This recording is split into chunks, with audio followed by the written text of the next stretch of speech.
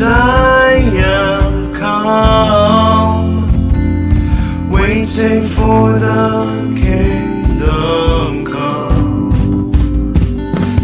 In His name I fight, in His name I fight, in His name I seek, in His name I fight, in His name I fight, in His name I find the joy I seek.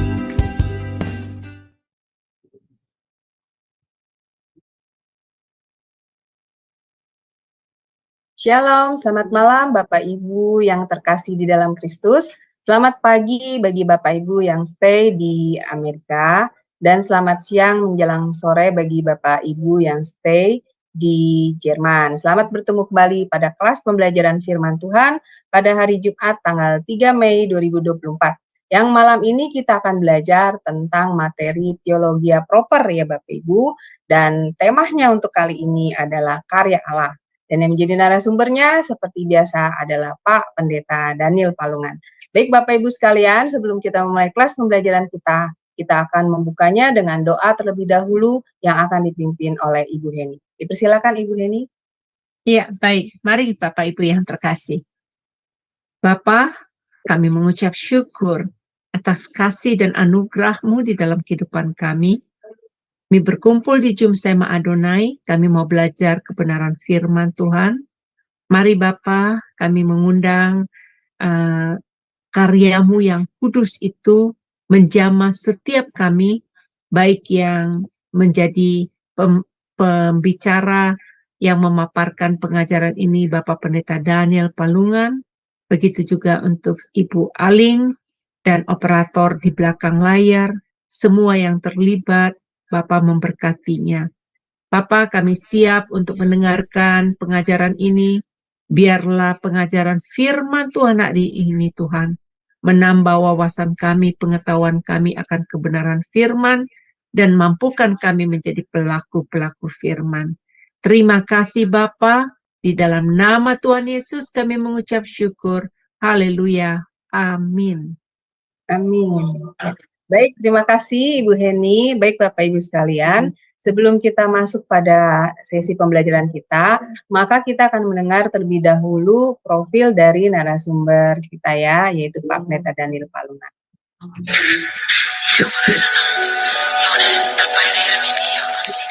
Salam semua, pada kesempatan yang berbahagia kali ini, Sema Adonai akan memperkenalkan pengajar kita, yakni Bapak Pendeta Daniel Palungan. Dan berikut adalah profil singkat dari beliau.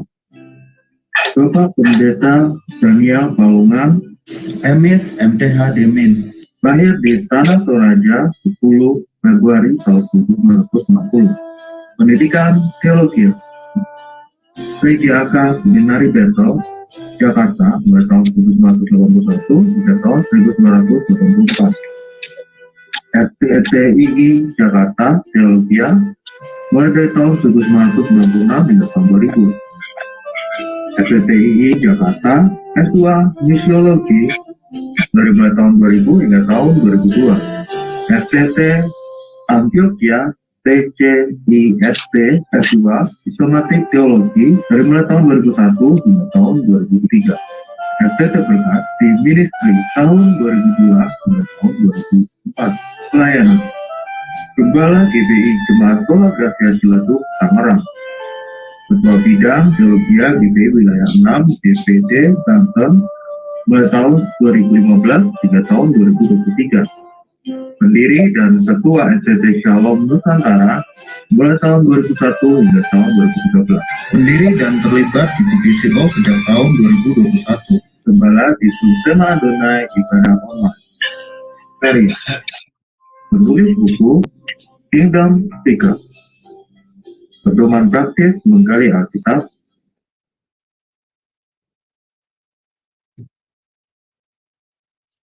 Ya, baik Bapak Ibu, tadi sekilas adalah profil tentang narasumber kita, yaitu Pak Pendeta Daniel Palungan. Sebelumnya saya akan menyapa terlebih dahulu narasumber kita ya. Shalom, selamat malam Pak Daniel. Selamat malam Bu Aling, selamat malam rekan-rekan sekalian. Ya, gimana Pak kabarnya? Sehat kan Pak? Baik, Dan luar baik. biasa, iya.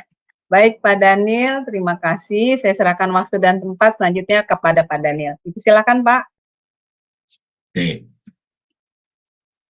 Salam saudara-saudara yang terkasih di dalam Tuhan Yesus. Selamat bertemu kembali.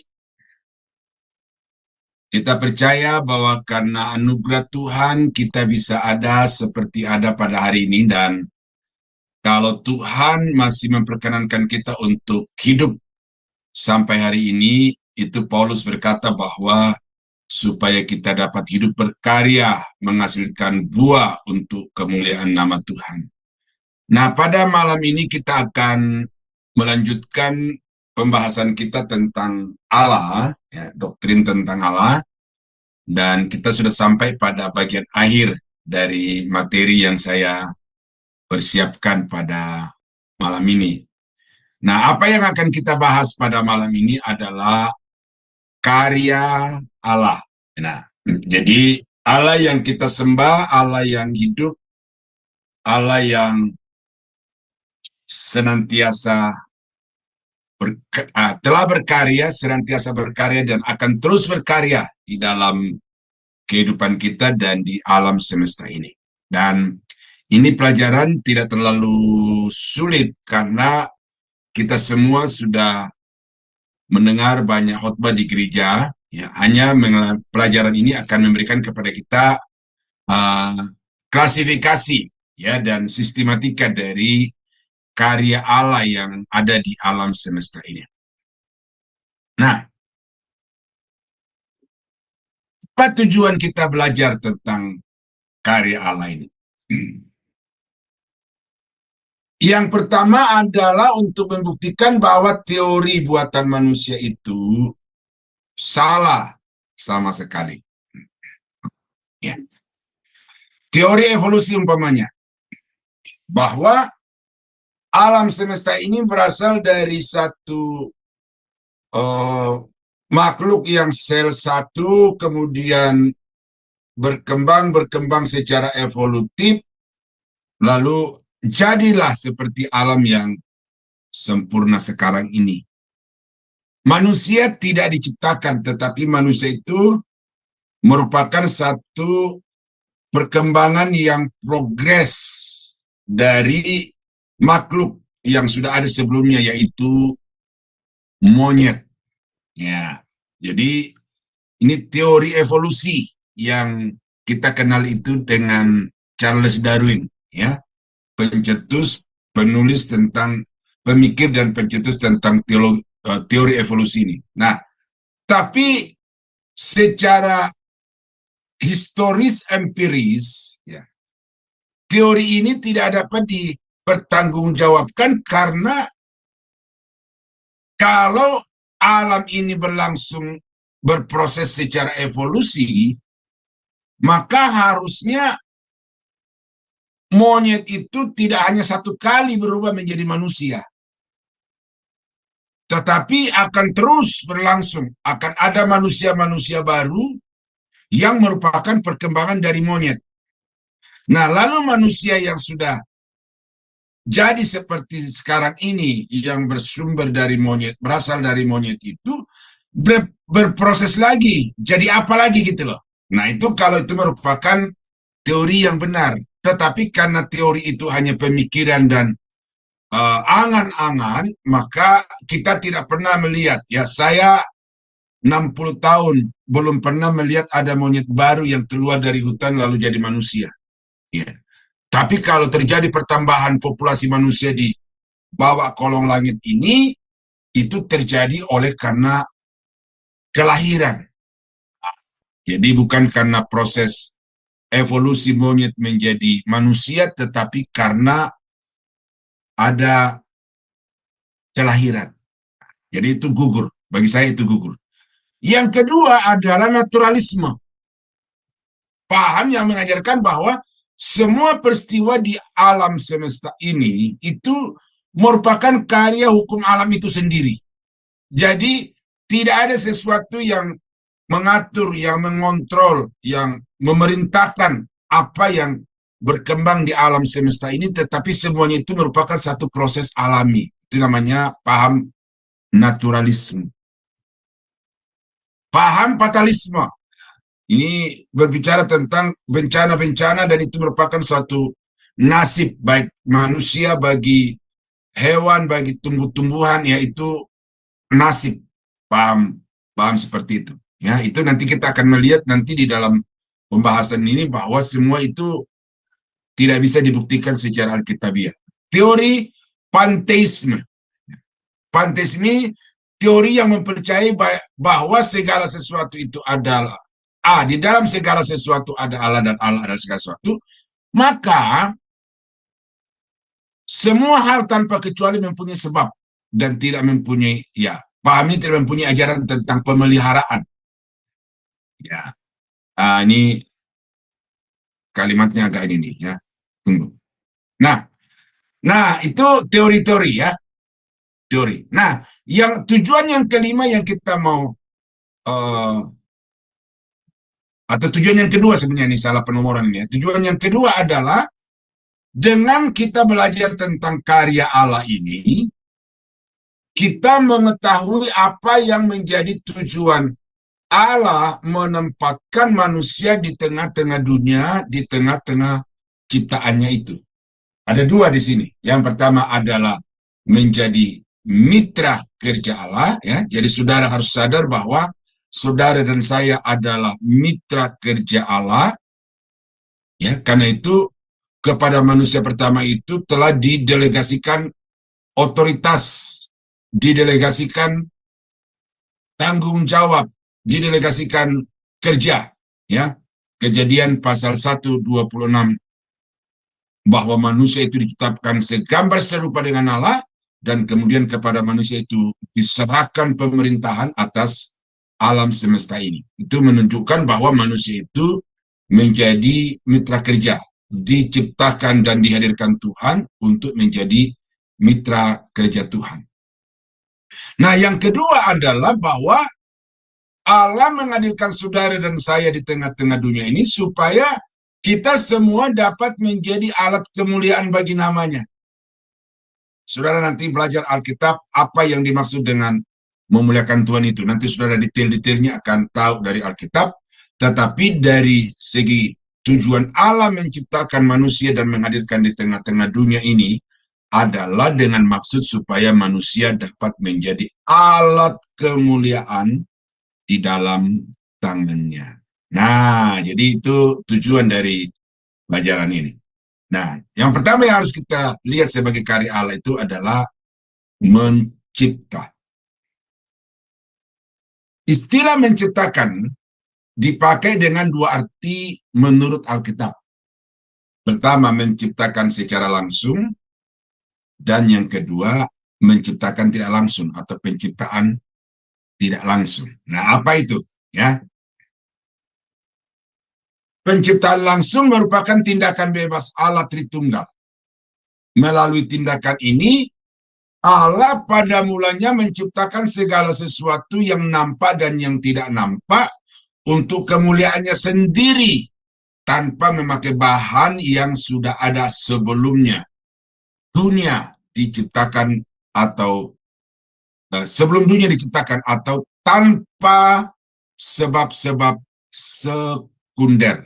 Nah, itu maka kalau kita baca di dalam Alkitab itu bahwa sebenarnya pada mulanya itu dunia dalam keadaan kosong, dalam keadaan tak berbentuk. Kalau kita baca di dalam kitab Kejadian itu hanya air yang meliputi seluruh bumi, tetapi bukan air yang sekarang terlokalisir dalam bentuk laut, dalam bentuk danau, dalam bentuk sungai, yang kemudian memberikan manfaat yang begitu besar bagi manusia. Tetapi air yang dimaksudkan di dalam Kejadian pasal 1 itu adalah air yang tidak berbentuk dan sama sekali tidak memberi dampak baik kepada umat manusia. Nah, jadi karena itu Allah menciptakan langit dan bumi ini dari tidak ada menjadi ada. Itu yang disebut sebagai penciptaan Allah, ya. Beresit bara Elohim samayim haaretz, ya. Haaretz. Jadi Allah pada mulanya menciptakan langit dan bumi dari tidak ada menjadi Allah. Nah, mengapa itu bisa terjadi? Karena Allah menciptakan dari kuasanya sendiri. Dia tidak tergantung kepada materi di luar dirinya. Dia tidak membutuhkan tenaga bantuan. Ya. Dia dari dirinya sendiri mampu sanggup untuk menghasilkan yang sekarang ini ada dari sesuatu yang sama sekali tidak ada. Nah, oleh karena itu maka kita melihat dari penciptaan itu, Allah yang kita sembah itu adalah Allah yang maha kuasa, ya, yang sanggup untuk mengadakan sesuatu yang tadinya tidak ada sekarang menjadi ada. Dia yang menjadi penyebab dari segala sesuatu yang sudah ada, sementara dia sendiri tidak ada sesuatu yang menyebabkan dia ada. Jadi dia ada di dalam dirinya sendiri. Nah, Kejadian 1 ayat 1. Pada mulanya Allah menciptakan. Jadi pernyataan Alkitab itu jelas bahwa langit dan bumi ini tidak ada dengan sendirinya atau tidak merupakan satu perkembangan dari bentuk yang sangat sederhana, ya, keberadaan yang sangat sederhana kemudian dengan perkembangan yang berlangsung secara perlahan-lahan, maka padanya seperti yang sekarang ini. Tetapi Alkitab mengatakan bahwa pada mulanya Allah menciptakan langit dan bumi. Nah, karena itu Bapak Ibu, ya, seringkali ada jok-jok gitu ya, atau pertanyaan-pertanyaan lelucon di masyarakat itu, juga di YouTube itu, ya. Mana lebih dulu ada, ayam atau telur? Memang tidak begitu jelas dikatakan di dalam Alkitab, tetapi yang pasti dalam Alkitab itu bahwa Tuhan ketika selesai menciptakan segala sesuatu itu dilihat dia sungguh amat baik, sudah dalam keadaan sempurna, bukan dalam keadaan yang sedang berproses. Telur itu berproses untuk menjadi ayam. Nah, oleh karena itu keyakinan saya, dan saya yakin ini sependapat dengan semua teolog-teolog, bahwa yang diciptakan Tuhan itu ayam, bukan telur. Nah, jadi Tuhan menciptakan dari tidak ada menjadi ada. Nah, di dalam Yohanes pasal 1 ayat 1 sampai 3, ini secara spesifik menjelaskan kepada saudara dan saya bahwa yang menciptakan langit dan bumi itu adalah Logos, Sang Firman. Melalui Sang Firman, Allah menciptakan langit dan bumi dan segala isinya. Dan tanpa Sang Logos atau Sang Firman itu, maka tidak ada sesuatu pun yang telah ada dijadikan dari tidak ada menjadi ada. Nah, jadi ayat ini menjelaskan kepada kita tentang bagaimana proses terjadinya alam semesta. Yang kedua, menjelaskan kepada saudara dan saya siapa yang menyebabkan segala sesuatu ini menjadi ada, dan tanpa Yesus, tanpa Sang Firman, maka tidak akan pernah ada dari segala yang telah ada ini, ya. Nah, bagaimana kita tahu itu? Bahwa langit dan bumi ini diciptakan dari tidak ada menjadi ada. Nah, ini saudara di sini, ya. Kalau orang-orang liberal, ya, para fisikawan, saintis, di dalam mencari sebab bagaimana proses terjadinya alam semesta ini, mempergunakan akal, mempergunakan rasio, berbeda dengan kekristenan, berbeda dengan Alkitab. Ya, justru bagaimana untuk kita bisa mengetahui bahwa alam semesta ini diciptakan, maka langkah awal yang harus ditempuh oleh orang Kristen untuk bisa memahami itu adalah iman. Ya, di dalam Ibrani pasal 11 ayat yang ketiga, karena iman kita mengerti bahwa alam semesta telah dijadikan oleh firman Allah, sehingga apa yang kita lihat telah terjadi dari apa yang tidak dapat kita lihat. Itu. Kalau saudara mencoba memecahkan misteri keberadaan alam ini dengan menempuh jalur atau langkah awalnya itu adalah pengertian, pemahaman, saya percaya sampai dunia kiamat atau sampai, ya tidak usah dunia kiamat lah, sampai semua rambut di kepala saudara itu rontok habis, saudara tidak akan bisa menemukan bukti atau kesimpulan bahwa bumi ini tercipta karena A, B, dan seterusnya. Tetapi kalau sebagai orang percaya, sebagai anak-anak Tuhan, mau mencari pembuktian awal mulanya terjadi alam semesta ini ditempuh dengan langkah awal percaya, maka kita akan dibawa kepada pembuktian, bukti demi bukti, bahwa sungguh alam semesta ini diciptakan oleh Tuhan dari tidak ada menjadi ada. Nah, jadi itu saudara yang perlu saudara pahami, bahwa kita mengerti adanya alam semesta ini sebagai karya cipta Tuhan itu karena kita percaya. Maka teori-teori yang pernah saya dengar di mass media, baik di cetak maupun elektronik, bahwa bumi ini berumur sekian miliar tahun, ya, untuk saudara sampai kepada katakanlah 600 miliar tahun yang lalu itu, ya, itu saudara hanya bisa sampai ke sana, kembali lagi kepada percaya atau iman. Karena para saintis, ilmuwan-ilmuwan itu menentukan teori sekian miliar tahun yang lalu itu berdasarkan yang disebut teori karbon. Tetapi apakah mereka ada pada waktu itu, titik awalnya? Sekali lagi itu kembali kepada ya percaya. Jadi kita sekolah di SD, SMP, SMA, ilmu alam ini ya, kita di dalamnya juga ada faktor percaya. Faktor percaya. Nah, jadi antara percaya dan pengertian itu tidak bisa dipisahkan. Tetapi mana yang lebih dulu, mana yang belakangan. Nah, kalau orang dunia ini mengedepankan tentang pengertian, tetapi orang-orang percaya itu mengedepankan percaya.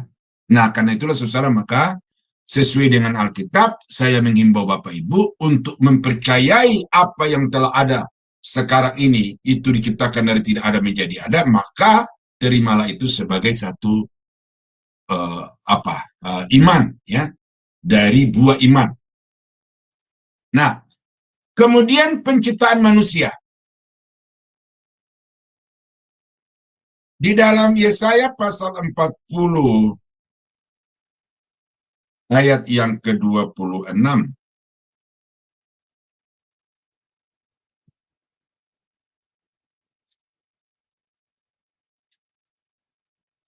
Arahkanlah matamu ke langit dan lihatlah siapa yang menciptakan semua bintang itu dan menyuruh segenap tentara mereka keluar sambil memanggil nama mereka sekaliannya. Satu pun tiada yang tidak hadir, oleh sebab ia maha kuasa dan maha kuat. Oh, ini bukti penciptaan tentang alam semesta ini, ya. Ya. Nah, lalu di dalam pasal 45 Yesaya ayat yang ke-18,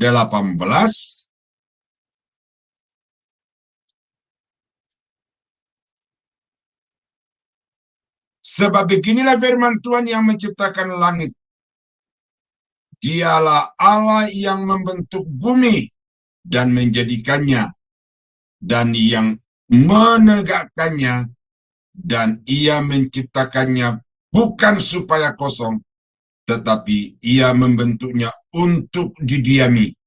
Akulah Tuhan dan tidak ada yang lain. Nah, jadi kita melihat dari dua ayat ini bahwa Tuhan itu berdaulat penuh, berkuasa atas seluruh alam semesta ini, bahkan bintang-bintang di langit, mengadakan langit dan bumi ini dengan satu tujuan.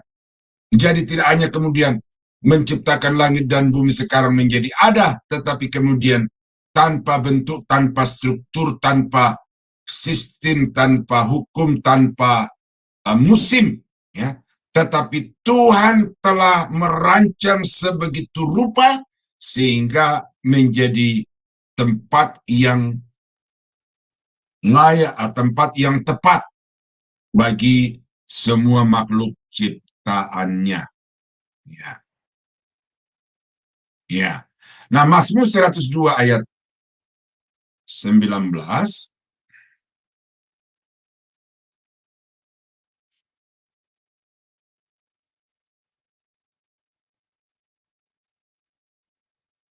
Biarlah hal ini dituliskan bagi angkatan yang kemudian, dan bangsa-bangsa yang diciptakan nanti akan memuji Tuhan. Sebab Ia telah memandang dari ketinggiannya yang kudus. Tuhan memandang dari surga ke bumi untuk mendengar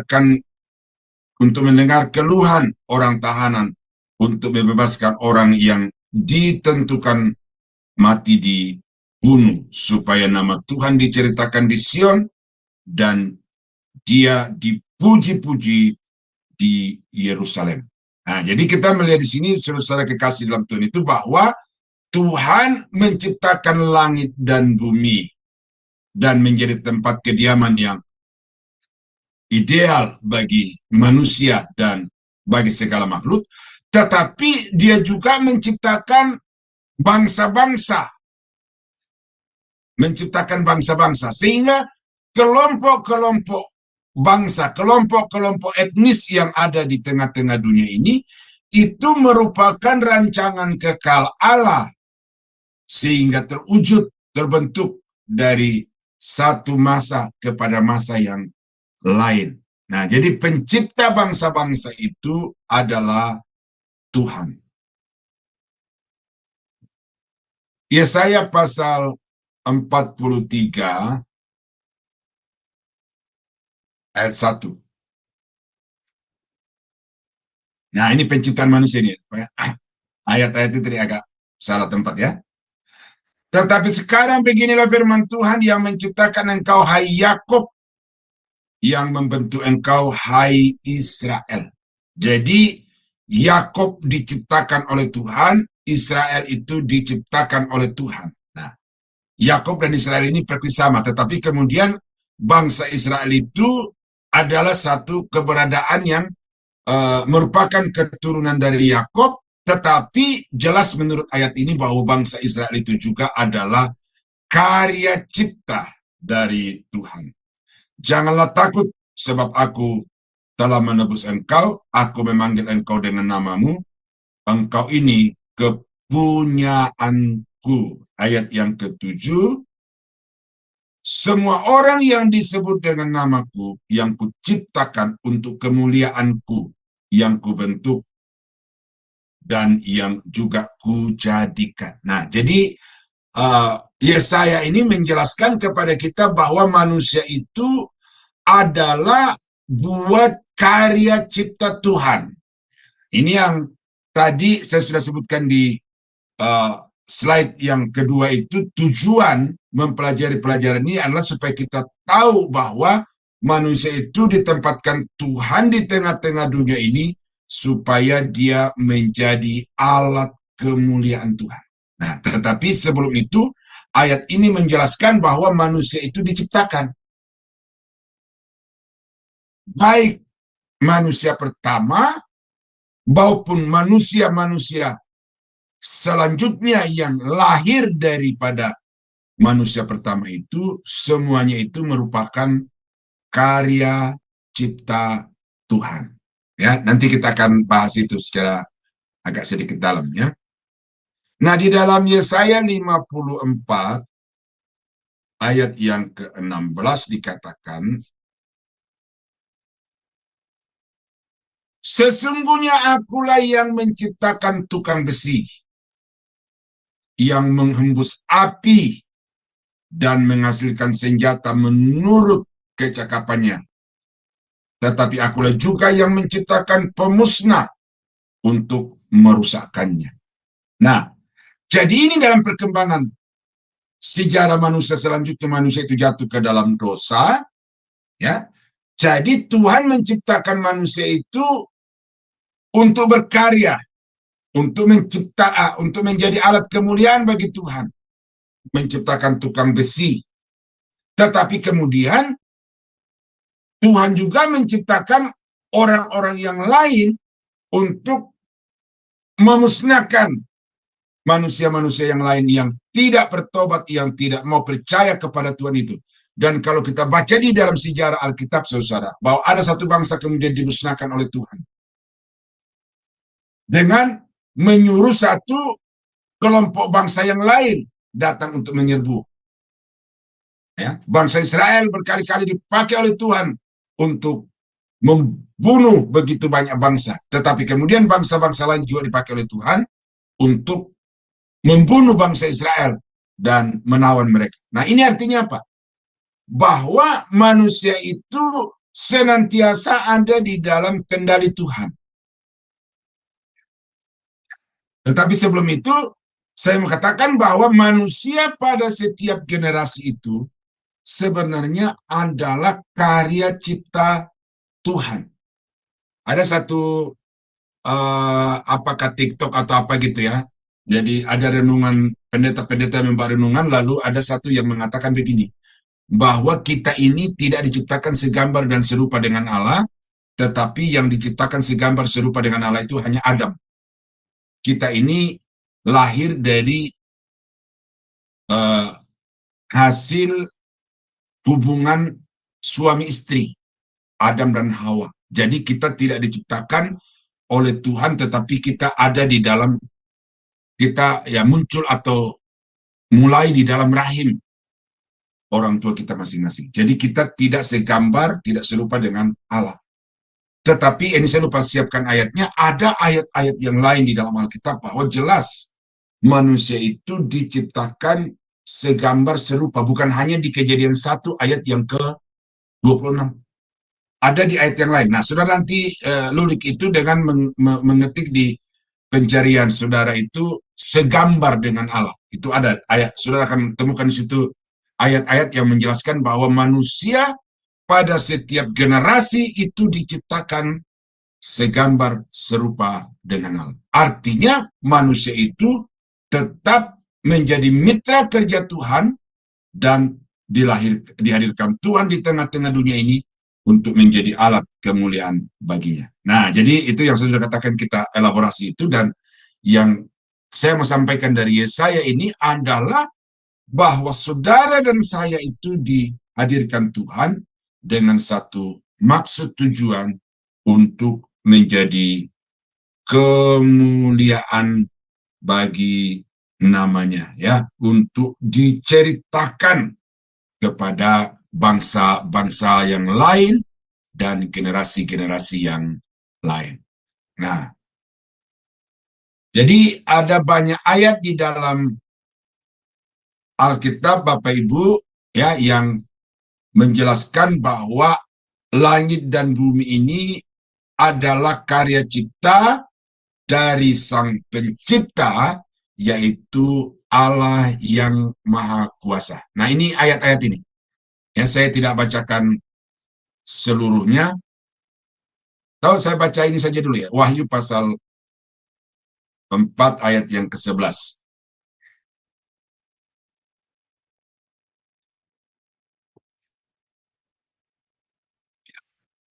Ya Tuhan dan Allah kami, Engkau layak menerima pujian dan hormat dan kuasa, sebab Engkau telah menciptakan segala sesuatu, dan oleh karena kehendak-Mu semuanya itu ada dan diciptakan. Ini adalah pujian malaikat dan orang-orang percaya di awan-awan pada masa tribulasi.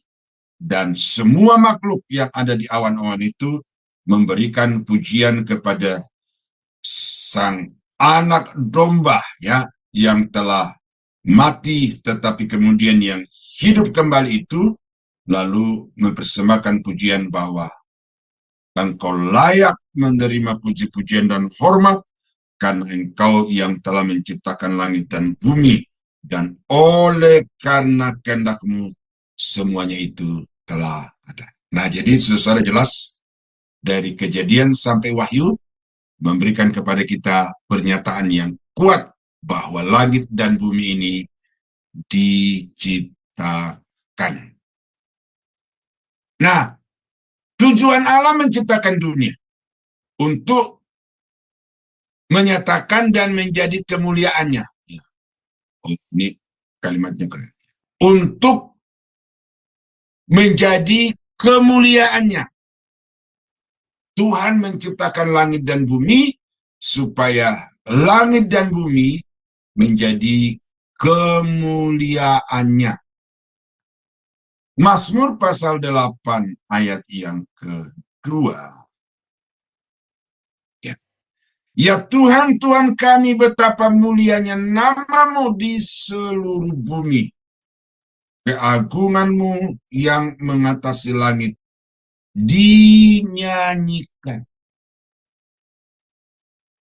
Bila kulihat karya ciptaan bintang-bintang yang Kau tempatkan,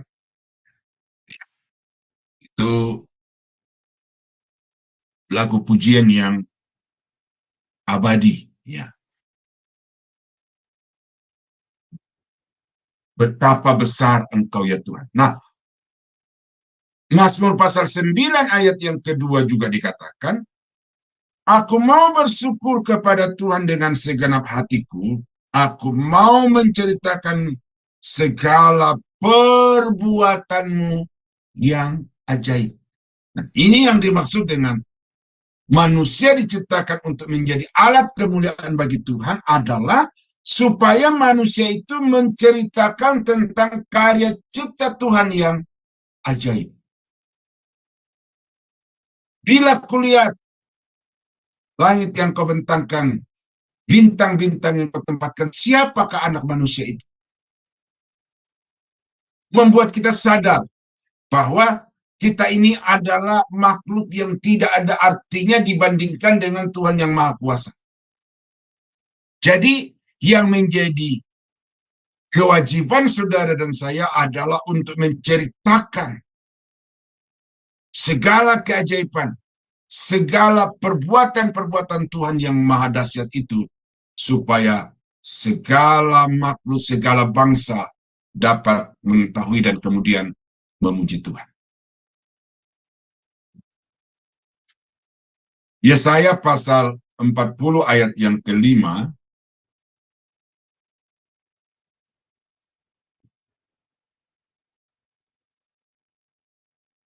saya baca mulai dari ayat 4 supaya kalimatnya lengkap, ya. Setiap lembah harus ditutup dan setiap gunung dan bukit diratakan. Tanah yang berbukit-bukit harus menjadi tanah yang rata dan tanah yang berlekuk-lekuk menjadi dataran. Maka kemuliaan Tuhan akan dinyatakan dan seluruh umat manusia akan melihatnya bersama-sama. Sungguh Tuhan sendiri telah mengatakannya. Ini nubuatan Nabi Yesaya tentang akan datangnya Sang Mesias itu, dan ini maksud tujuan Tuhan memperlihatkan itu adalah kemuliaan Tuhan itu harus dinyatakan, harus diceritakan, harus dinyanyikan kepada segala bangsa. Saya baca ayat ini secara cepat aja karena ayat-ayat ini seirama, ya. Di dalam Lukas pasal 2 ayat yang ke-9, Tiba-tiba berdirilah seorang malaikat Tuhan di dekat mereka dan kemuliaan Tuhan bersinar meliputi mereka dan mereka sangat ketakutan. Ayat 10. Lalu kata malaikat itu kepada mereka, janganlah takut, sebab sesungguhnya aku memberitakan kepadamu kesukaan besar untuk seluruh bangsa. Hari ini telah lahir bagimu juru selamat, yaitu Kristus Tuhan di kota Daud. Dan inilah ayat yang ke-13. Dan tiba-tiba tampak Allah bersama-sama dengan malaikat itu sejumlah besar bala tentara surga yang memuji Allah, katanya, kemuliaan bagi Allah di tempat yang maha tinggi dan damai sejahtera di bumi di antara manusia yang berkenan kepadanya. Kemuliaan bagi Allah di tempat yang maha tinggi. Jadi malaikat-malaikat juga diciptakan Tuhan untuk memuliakan Tuhan. Kisah 7 ayat yang kedua, ini kisah Stefanus. Ya. Jawab Stefanus, hai saudara-saudara dan bapak-bapak, dengarkanlah. Allah yang maha mulia telah menampakkan dirinya kepada bapak leluhur kita Abraham ketika ia masih di Mesopotamia sebelum ia menetap di Haran dan seterusnya. Nah, jadi tujuan Allah memilih Abraham yang kemudian menjadi cikal bakal Israel adalah bahwa Tuhan juga menyatakan kemuliaannya itu kepada Abraham, dan melalui Abraham kemuliaannya akan dinyatakan kepada segala bangsa. Nah, Roma pasal 11 ayat yang ke-36 dikatakan, sebab segala sesuatu adalah dari Dia dan oleh Dia dan kepada Dia. Bagi Dialah kemuliaan sampai selama-lamanya. Dan seterusnya. Ini ada banyak ayat, ya, yang jelas mengatakan bahwa tujuan Tuhan menciptakan alam semesta ini, tujuan saudara dan saya dihadirkan Tuhan di tengah-tengah dunia ini adalah supaya saudara menjadi alat kemuliaan Tuhan. Nah, kalau manusia tidak mengemban amanat atau mandat itu, berarti dia belum sadar siapa dirinya dan untuk apa dia ada di tengah-tengah dunia ini, ya, terutama orang-orang Kristen. Kalau orang-orang di luar Tuhan lalu dia berperilaku sesuka hatinya, itu kita maklumi. Tetapi kalau sudah Kristen tetapi belum bisa memperlakukan hidup ini sebagaimana tujuan Allah menciptakan dan menghadirkan di tengah-tengah dunia ini yang kemudian menjadi ironi, problema kekristenan, ya. Jadi orang-orang Kristen yang hanya mau memuaskan hawa nafsu, kedagingan, keduniawian, ya, itu orang-orang yang perlu disadarkan dan dengan harapan supaya mereka kembali kepada tujuan Allah menciptakan mereka. Nah, itu penciptaan langsung. Yang kedua adalah penciptaan tidak langsung. Penciptaan tidak langsung sebaliknya merupakan tindakan-tindakan Allah yang juga disebut penciptaan, namun yang tidak bermula dari ketiadaan atau ex nihilo, yang tadi saya sudah jelaskan di atas itu. Melalui tindakan-tindakan ini Allah membentuk, menyesuaikan, menggabungkan atau mengubah bahan-bahan yang sudah ada, atau ia juga dapat melakukan hal ini secara tidak langsung melalui sebab-sebab sekunder. Nah, jadi manusia itu pada poin ini adalah ko-kreasi. Ya, ada kopilot, ada ko-kreasi. Jadi Tuhan sebagai pencipta utama, manusia sebagai, ya, bukan Tuhan itu tidak sanggup, tetapi memang itu sudah merupakan ketetapan Tuhan bahwa melalui manusia Tuhan akan menghadirkan manusia-manusia lagi secara lintas generasi di tengah-tengah dunia ini. Sehingga manusia itu disebut sebagai ko-kreasi daripada Tuhan. Karena dengan manusia berhubungan laki-laki dan perempuan, maka manusia baru itu tercipta di dalam rahim seorang ibu. Nah, coba kita baca ayat ini bahwa manusia itu adalah mitra kerja Tuhan untuk menghadirkan generasi-generasi baru manusia di bawah kolong langit ini. Mazmur 139 ayat 13 sampai dengan ayat yang ke-16. Sebab engkaulah yang membentuk buah pinggangku, menenun aku dalam kandungan ibuku. Nah, kata menenun di sini, saudara, saya ada satu buku yang tipis, tetapi buku itu sangat menginspirasi dan sangat menolong saya untuk memahami kejadian manusia itu. Ya, jadi judul buku itu adalah The Wonders of Human Body, keajaiban tubuh manusia itu. Nah, itu ada gambar yang seperti urat-urat saja, seperti benang yang terjalin ke sana kemari sebegitu rupa, sehingga menjadi manusia yang utuh. Nah, itu buku itu terinspirasi dari kata ini, engkaulah yang menenun aku dalam kandungan ibu. Di manusia hanya bertanggung jawab untuk mempertemukan sel telur dan sperma. Itu sejauh itu tugas manusia. Tanggung jawab manusia. Tetapi bagaimana proses perkembangan janin itu di dalam rahim seorang perempuan, itu sepenuhnya adalah pekerjaan Tuhan. Ya, jadi itu yang saya maksudkan di sini, bahwa manusia itu menjadi ko-kreasi. Ya, karena Tuhan tidak lagi menciptakan manusia-manusia baru kemudian tercipta bangsa-bangsa. Enggak.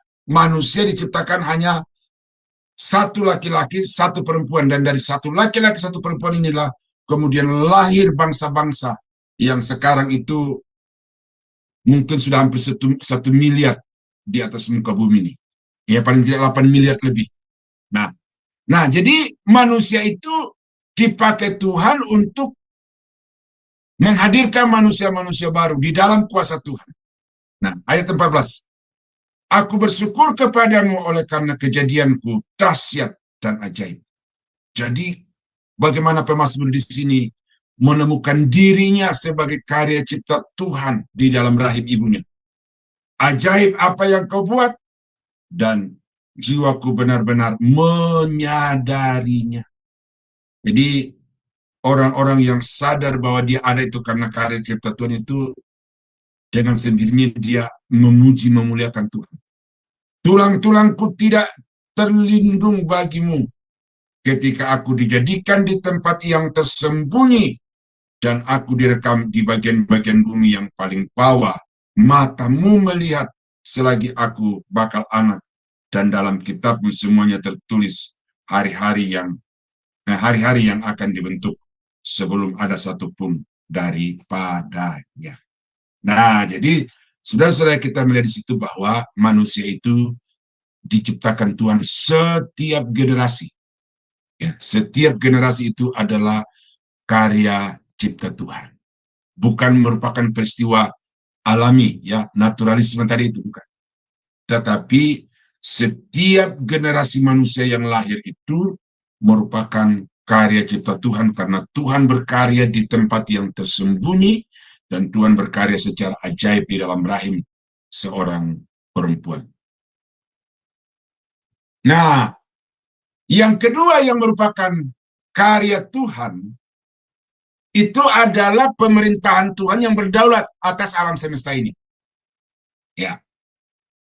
Allah sebagai pencipta segala sesuatu yang nampak dan yang tidak nampak, serta yang berhak memiliki segala sesuatu, dia juga berhak mutlak untuk memerintah alam semesta ini.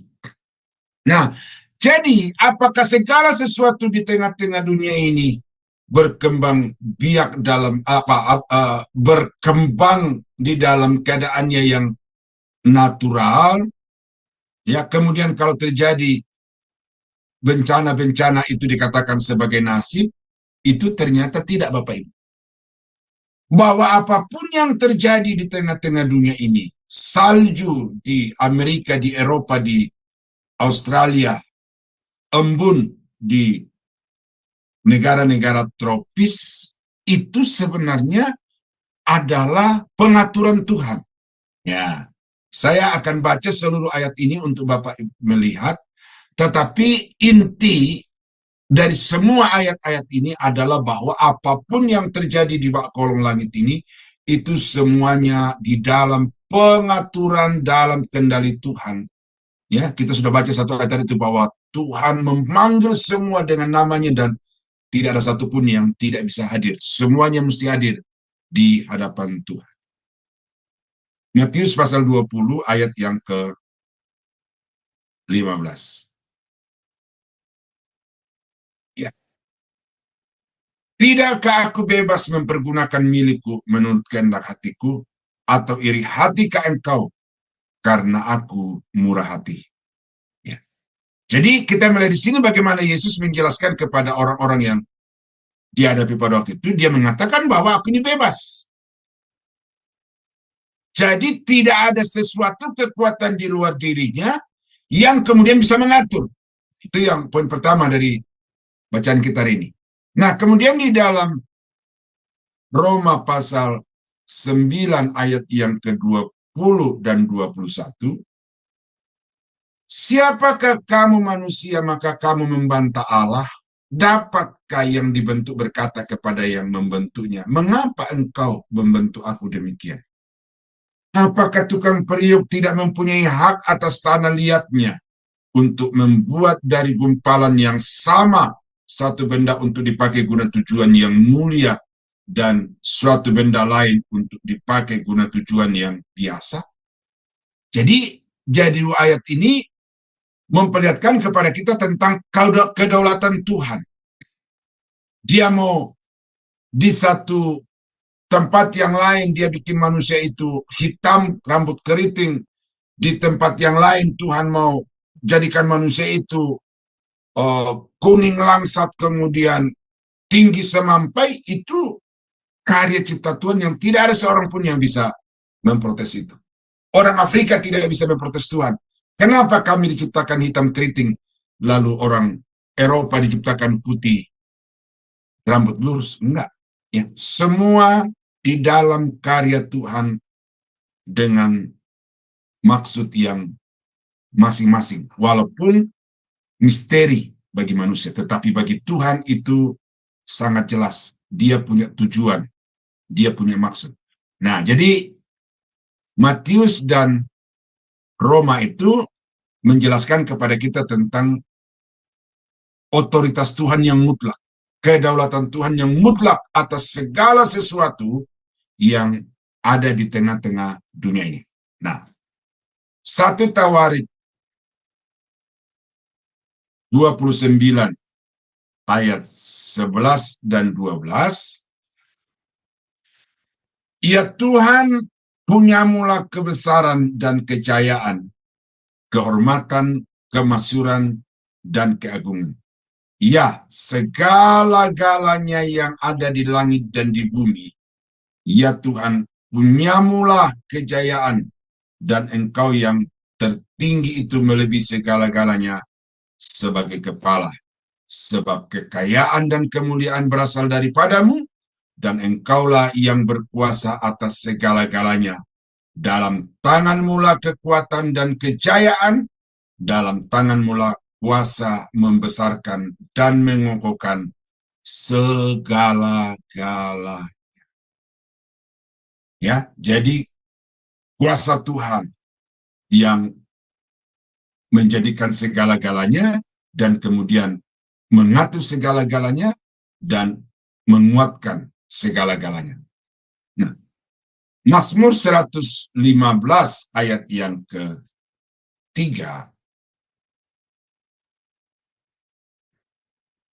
Allah kita di surga, Ia melakukan apa yang dikehendakinya. Ini mutlak. Tidak ada sedikit pun ruang untuk menawar Tuhan. Nah, karena itu kita sudah belajar tentang ketetapan-ketetapan. Bahwa ketika manusia berdoa, ketika manusia berpuasa, itu manusia bukan sedang mendaulat Tuhan atau memaksa Tuhan supaya Tuhan tunduk seperti orang-orang yang demo itu.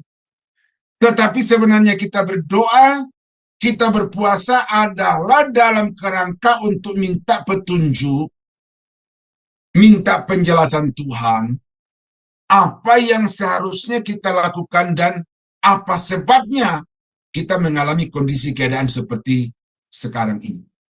Jadi, saudara-saudara, saya ulang lagi, jangan sampai saudara mempergunakan dalih iman, ya, bahwa bagi orang yang percaya tidak ada hal yang mustahil, lalu kemudian dengan iman itu, saudara pikir bisa mengendalikan Tuhan. Itu sama sekali tidak berlaku. Tetapi iman adalah untuk membuat saudara berkenan kepada Allah. Dengan berdoa dan berpuasa, saudara menjalin satu komunikasi dengan Tuhan, yang melalui komunikasi itu, saudara bisa tahu apa yang harusnya saudara lakukan di dalam hidup ini, supaya senantiasa berkenan kepada Tuhan. Ya, itu penting. Yesaya pasal 45 ayat yang ke-9, celakalah orang yang berbantah dengan pembentuknya. Dia tidak lain dari beling periuk saja.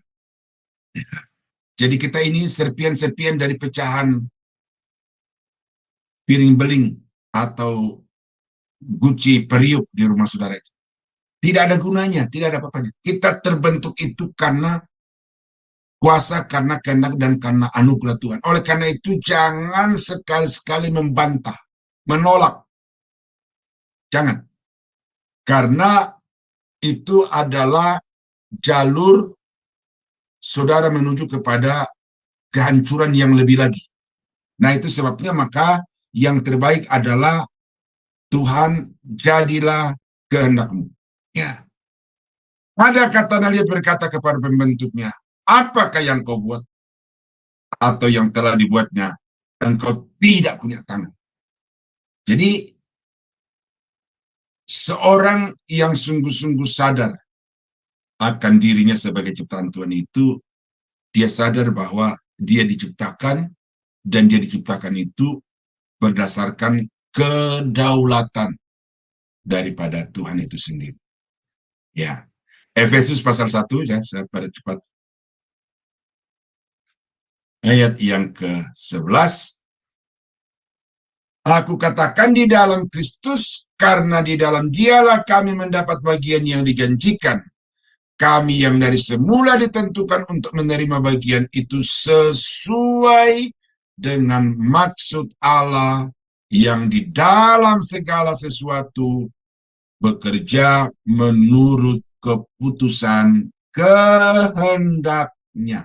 Ya, jadi pemerintahan Allah di atas muka bumi ini itu sepenuhnya tergantung kepada kedaulatan Tuhan itu sendiri, kebebasannya, kekudusannya, kasihnya, keadilannya, itu dia memerintah dan melangsungkan pemerintahan kekuasaannya di atas muka bumi ini. Saudara sebagai makhluk yang diperintah dan dikendalikan hanya wajib untuk berserah, berpasrah, dan kemudian minta apa yang Tuhan mau kerjakan di dalam kehidupan saudara. Ya, jangan jadi pengatur Tuhan ya Bapak Ibu ya, karena banyak orang sekarang yang imannya begitu hebat sehingga dia bisa mengatur Tuhan.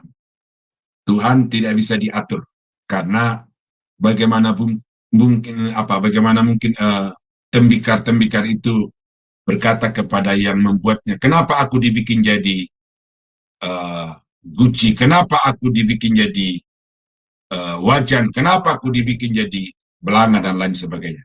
Nggak bisa. Ya, itu sepenuhnya tergantung kepada kedaulatan kebebasan Tuhan. Nah, yang berikut adalah apa yang disebut sebagai pemeliharaan Tuhan. Ya. Ajaran Alkitab tentang pemerintahan dan pemeliharaan Allah, kata providence dari bahasa Inggris yang diterjemahkan sebagai pemeliharaan, artinya Allah melihat, Allah mengetahui sebelumnya segala sesuatu yang akan terjadi. Arti ini berkembang menjadi menyediakan untuk masa depan.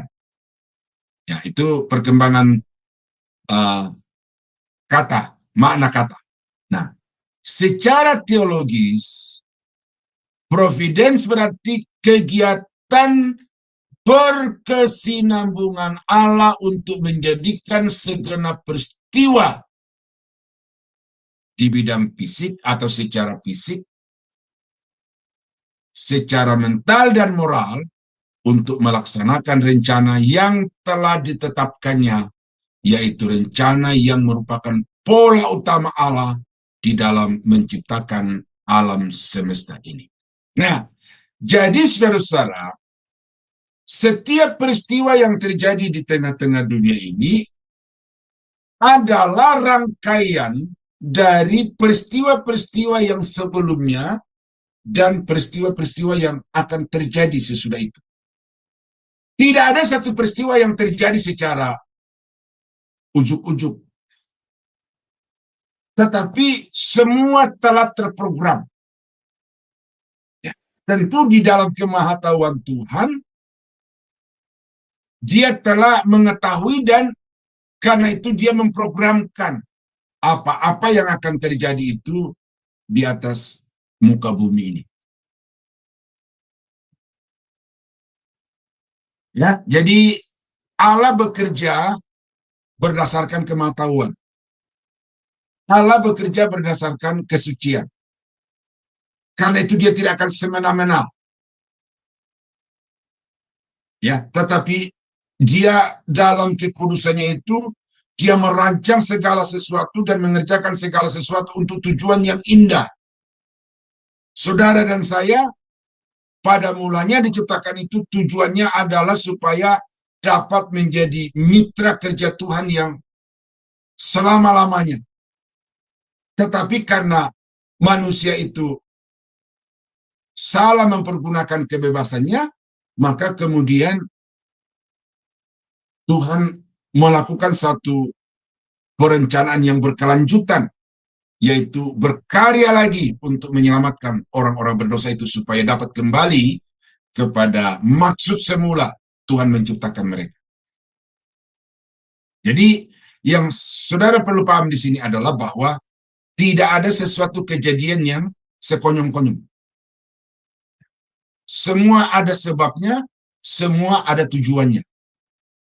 Ketika kita baca di dalam Alkitab itu tiba-tiba ada sakit penyakit yang memakan korban begitu banyak.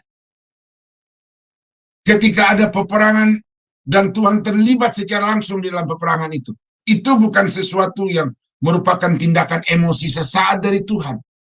Tetapi itu adalah kejadian-kejadian yang memang sudah dikerjakan dan tidak bisa tidak harus dengan itu. Seperti memberi penyakit sampar, membunuh bangsa Israel di padang gurun.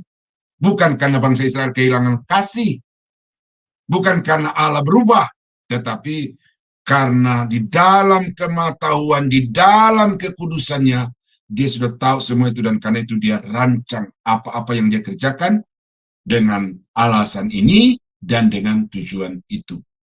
Ya, jadi kalau sudah membaca peristiwa-peristiwa yang mengerikan dalam Alkitab itu bagi saudara dan saya menjadi satu peringatan supaya jangan sampai melakukan hal-hal yang dilakukan sama seperti yang dilakukan oleh orang-orang yang dihukum Tuhan itu. Ya, Daud dimurkai Tuhan karena dia mengambil Betseba, istri Uria menjadi istrinya, dan itu diambil dengan cara yang sangat keji. Dan Tuhan berkata bahwa pedang tidak akan undur dari keluarga Daud sampai selama-lamanya. Nah, jadi apa yang menjadi pelajaran dari situ bagi kita? Atau apa tujuan Allah mendatangkan penghukuman itu bagi Daud dan keluarganya adalah supaya setiap manusia itu menjaga kekudusan rumah tangga, supaya setiap orang Kristen itu menghargai aturan hukum yang sudah ditetapkan Tuhan, dan supaya supaya manusia itu tidak memperlakukan manusia-manusia yang lain itu sesuka hatinya. Ya, itu jadi providensia artinya bahwa semua itu sudah ada di dalam rancangan dan Tuhan tinggal hanya menjalankan saja. Ya. Di dalam dunia teknik kita kenal apa itu blueprint. Ada rancangan awal yang memberikan detail-detail yang harus diikuti oleh setiap pelaksana-pelaksana dari pembangunan proyek itu. Dan demikianlah saudara-saudara, sebagai pelaksana-pelaksana yang ditetapkan oleh Tuhan untuk mengelola alam semesta ini, kita punya blueprint. Dan blueprint itu harus diikuti dengan baik, supaya apa yang kita kerjakan berhasil baik untuk kemuliaan Tuhan. Dan kalau saudara melanggar blueprintnya Tuhan itu, saudara akan menemukan akibat-akibat. Dan itu yang kita lihat sekarang ini terjadi di mana-mana. Nah, bukti-bukti Alkitab tentang Allah berkuasa nih, Tuhan memerintahkan matahari, Tuhan memerintahkan angin, Tuhan memerintahkan kilat, ya, Tuhan memerintahkan guntur di langit, Tuhan memerintahkan air, hujan es tuh. Tadi sudah bilang itu ya, di Amerika, Australia dan Eropa itu hujan es itu terlokalisir atas kehendak dan kedaulatan Tuhan. Salju, embun. Jadi kalau kita melihat seperti kapas yang berguguran dari langit itu bukan karena ada peristiwa-peristiwa yang dipercaya oleh kaum fatalistik itu. Oh, ini ada bencana di sana, lalu karena itu terjadi seperti ini. Tetapi semua peristiwa yang terjadi itu, sekali lagi, ada di dalam kendali Tuhan dan ada tujuan Tuhan untuk maksud-maksud semua itu. Ya. Tujuan tindakan pemeliharaan. Allah memerintah dunia dengan maksud untuk membahagiakan makhluk ciptaannya. Ini luar biasa ya. Kalau yang tadi itu kita melihat bahwa Tuhan mengatur dan menciptakan segala sesuatu itu untuk kemuliaannya, tetapi ternyata Tuhan juga punya tujuan untuk makhluk ciptaannya. Kita baca ayat-ayat ini Bapak Ibu ya. Kisah Rasul 14 ayat yang ke-17.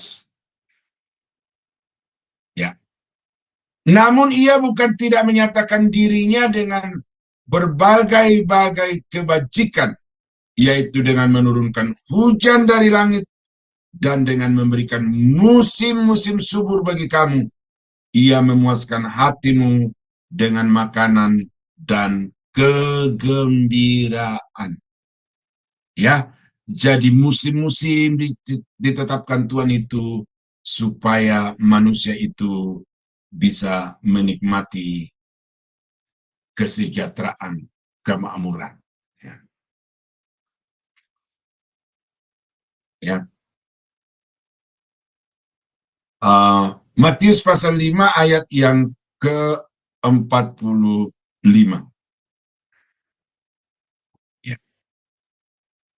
Karena dengan demikianlah kamu menjadi anak-anak Bapamu yang di surga, yang menerbitkan matahari bagi orang-orang yang jahat dan orang-orang yang baik, dan menurunkan hujan bagi orang yang benar dan orang yang tidak benar. Ini anugerah umum, common grace. Jadi kenapa Tuhan mengatur alam semesta ini sebegitu rupa? Supaya manusia menikmati kesejahteraan sebagaimana Tuhan merancang di dalam semua karya ciptanya itu. Jadi jangan bersungut Bapak Ibu ya. Satu ketika, ini sedikit cerita ini ya. Mau Natal, waktu itu saya masih menumpang di rumah jemaat untuk kami pakai. Lalu waktu itu tempat saya itu masih sawah. Jadi dulu tempat saya sekarang ini sawah. Sehingga untuk menuju ke tempat itu kita seperti di desa lah, namanya di desa gitu ya, kita harus berjalan di atas galangan, dan kalau hujannya besar ya kita kolam semua, danau. jam 2 atau jam 1, jam 2 siang itu sebelum Natal malam itu mendung habis. Pokoknya gelap gulita. Saya masuk ke kamar saya berdoa kepada Tuhan. Tuhan, jangan turunkan hujan pada malam ini karena kami mau Natal. Itu di awal-awal perintisan saya dulu di kampung ini, Bapak Ibu. Tapi sebelum saya panjang lebar berdoa itu, suara hati saya, ya ini kalau orang Pentakosta atau karismatik bilang ini Tuhan berbicara di dalam hati saya. Suara hati saya itu berbicara begini, orang datang bukan karena cuaca bagus, orang tidak datang bukan karena cuaca tidak bagus, tetapi orang datang di ibadah itu karena Tuhan yang menarik hatinya. Ketika saya mendengarkan suara itu di hati saya langsung berkata, Tuhan terima kasih. Segala puji hormat bagimu. Amin. Saya keluar dari kamar dengan sukacita, dan memang hujan turun, Bapak Ibu. Sehingga jalan menuju ke tempat di mana kami akan merayakan Natal itu ya seperti biasa, saudara lihat di desa-desa itu.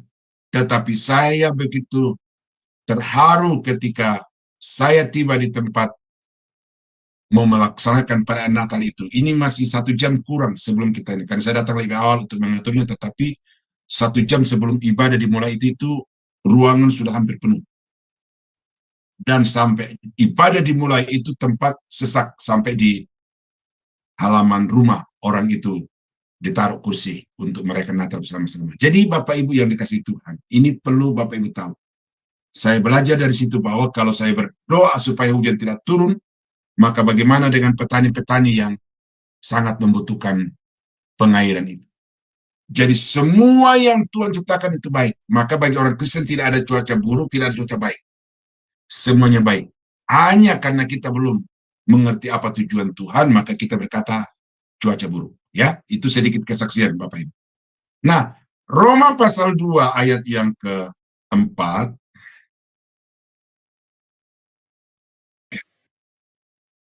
maukah engkau menganggap sepi kekayaan kemurahannya, kesabarannya, dan kelapangan hatinya?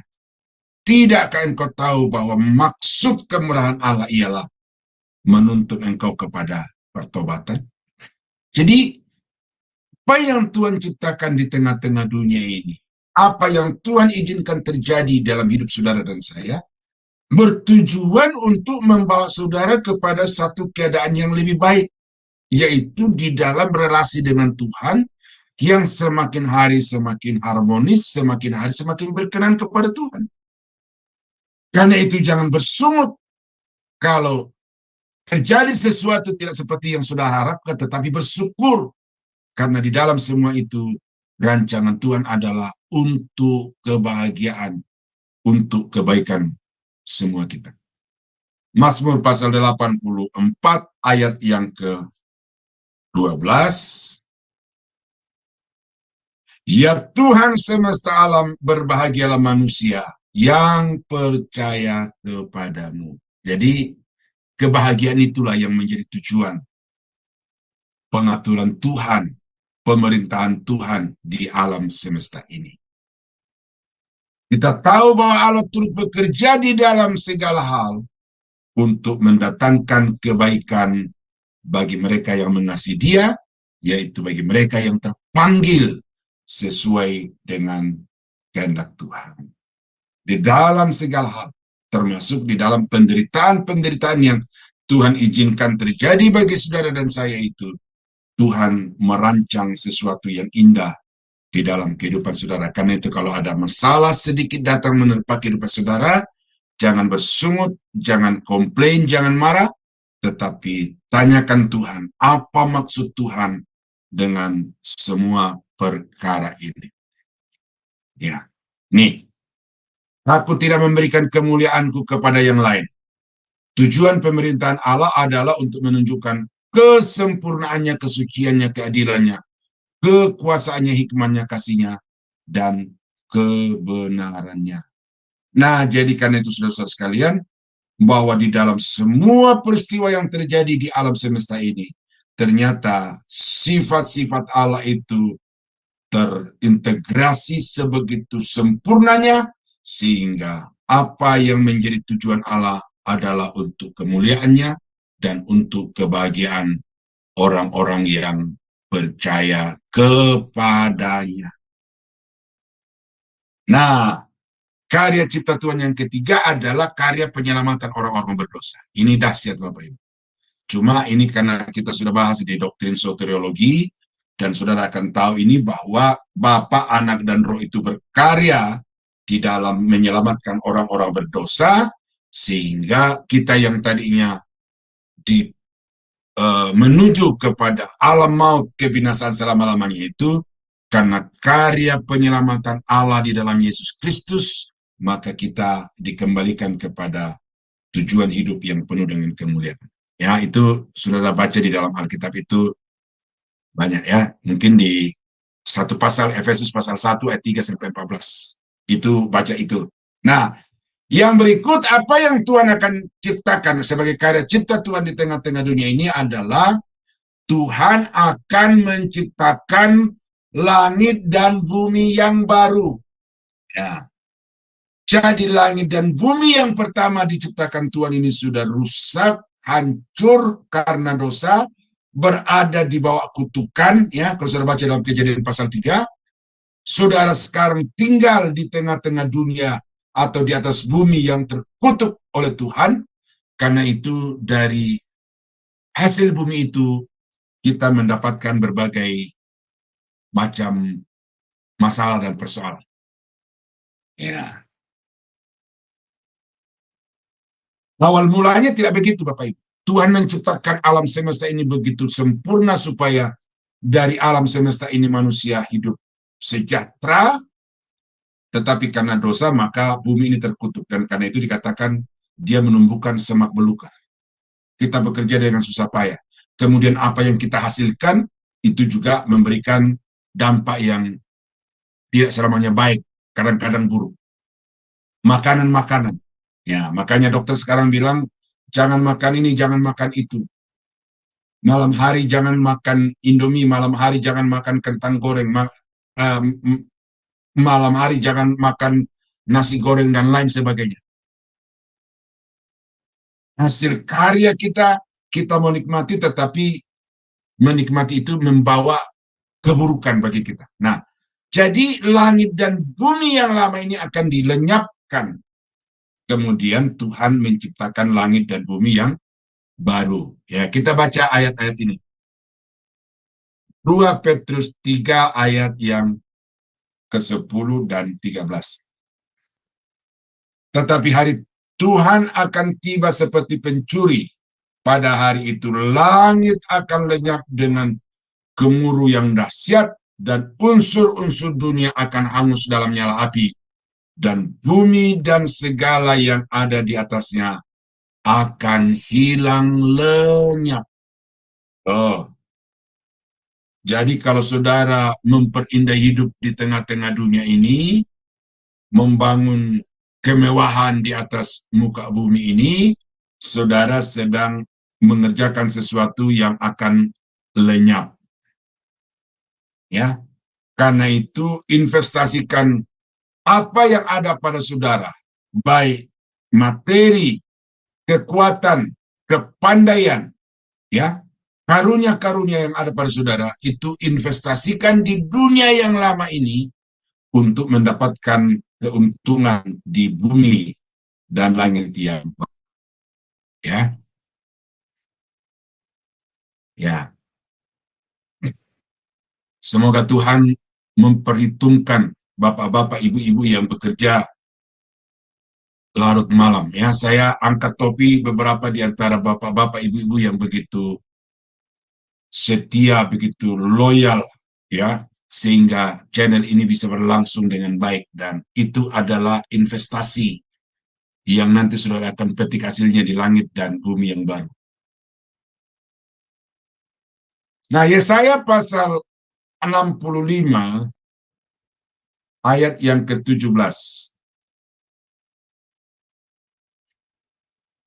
Sebab sesungguhnya aku menciptakan langit yang baru dan bumi yang baru. Tuh, jelas ini. Tuhan akan menciptakan langit yang baru dan bumi yang baru. Hal-hal yang dahulu tidak akan diingat lagi dan tidak akan timbul lagi di dalam hati. Kenapa saudara masih terkenang dengan barang-barang yang dulu saudara pernah miliki dan sekarang tidak ada? Karena barang-barang yang sekarang saudara miliki itu mungkin belum bisa membandingi yang dulu. Tetapi nanti saudara, langit yang lama ini akan hilang dari semua ingatan manusia. Karena apa? Karena langit dan bumi yang baru itu sungguh dahsyat, sungguh luar biasa. Tidak sebanding dengan apa yang ada sekarang ini. Nah, itu sebabnya dikatakan yang dulu-dulu itu akan dilupakan, tidak akan diingat-ingat lagi. Nah, kemudian 66, Yesaya 66 ayat yang ke-2, 22, ya. Sebab sama seperti langit yang baru dan bumi yang baru yang akan kujadikan, yang akan kuciptakan, tinggal tetap di hadapanku, demikianlah firman Tuhan. Demikianlah keturunanmu dan namamu akan tinggal tetap. Ini janji Tuhan bagi kaum Israel. Bahwa Israel tidak akan dimusnahkan, walaupun sekarang ini dihukum Tuhan, tetapi nanti Tuhan akan memulihkan mereka, sehingga nama dan anak-anak mereka itu akan ada di hadapan Tuhan, dan akan tinggal selama-lamanya, seperti halnya langit baru dan bumi yang baru. Nah, di dalam Wahyu pasal 21, ayat yang pertama dan ayat yang kedua, inilah langit baru dan bumi baru yang akan diciptakan Tuhan itu. Ya, lalu aku melihat langit yang baru dan bumi yang baru, sebab langit yang pertama dan bumi yang pertama telah berlalu, dan laut pun tidak ada lagi. Dan aku melihat kota yang kudus Yerusalem yang baru turun dari surga, dari Allah, yang berhias bagaikan pengantin perempuan yang berdandan untuk suaminya. Nah, ini penggambaran saja bagaimana kota yang turun dari surga itu, Yerusalem baru itu, begitu indahnya, tidak terlukiskan dengan kata-kata manusia, sehingga hanya diberikan satu penggambaran seperti seorang perempuan yang berdandan bagi suaminya. Ya, kami sekarang lagi berpikir bagaimana mendapatkan pakaian pengantin. Apakah mau pakai pakaian daerah Batak atau mau pakai pakaian nasional? Tetapi semua sepakat bahwa kita mau mencari yang terbaik yang kita mampu. Karena itu kesempatan satu-satunya seorang perempuan berhias, berdandan untuk suaminya. Nah, jadi betapa indahnya, betapa mulianya langit dan bumi yang baru dan kota Yerusalem baru itu. Dan itu disediakan Tuhan bagi orang-orang yang mengasihi Dia. Karena itu Bapak Ibu yang saya kasih dalam Tuhan, mari kita hidup di tengah-tengah dunia ini dengan senantiasa berpengharapan. Jangan sudah berpikir bahwa hidup itu hanya sekarang ini di sini yang 60-80 tahun itu, enggak. Tetapi ada periode kekal yang Tuhan sudah sediakan bagi saudara dan saya di langit baru dan bumi yang baru. Karena itu selama masih ada kesempatan, selama masih kuat, Tuhan izinkan kita ada di tengah-tengah dunia ini, mari kita berkarya. Jangan ukur dirimu dengan orang lain. Ya, saya kalau mengukur diri saya dengan pendeta-pendeta yang hebat-hebat, ya, mungkin saya udah lama patah pelayanan. Saya bertemu dengan orang-orang baru yang kenal, dia tidak sekolah Alkitab, tetapi dia bisa keliling Indonesia, keliling dunia untuk memberitakan Injil. Kalau saya membandingkan diri saya dengan orang itu, mungkin saya akan patah semangat. Saya yang sekolah tinggi-tinggi, tetapi tinggalnya di daerah sawah, dan hanya di situ berkutat hari ke hari. Jemaatnya dapat dihitung dengan jari. Tetapi saudara saya hanya berkomitmen bahwa saya akan berkarya, saya akan melakukan apa yang saya bisa lakukan sesuai dengan yang saya tahu dipercayakan Tuhan kepada saya. Karena apapun yang Tuhan percayakan kepada saya akan saya pertanggungjawabkan di depan Tuhan. Nah, itu adalah karya Tuhan bagi saudara dan saya yang saudara harus emban selama ada di tengah-tengah dunia ini. Dan kalau langit baru, bumi baru itu datang, maka baru kita akan melihat di situ. Ternyata kita bekerja di dunia ini, orang tidak melihat, orang tidak menghargai, tetapi sangat diperhatikan, dipedulikan Tuhan. Dikatakan dari langit matanya tertuju ke atas muka bumi ini. Jadi apa yang sudah kerjakan di atas panggung, di belakang layar, ya mungkin saudara seringkali mengelus dada oleh karena saudara tidak dihargai. Saya mau kasih tahu kepada Bapak Ibu, tidak ada satu perbuatan yang terkecil, sekecil apapun, saudara lakukan itu luput dari pengamatan Tuhan. Karena itu, lakukan segala sesuatu yang terbaik yang saudara bisa lakukan.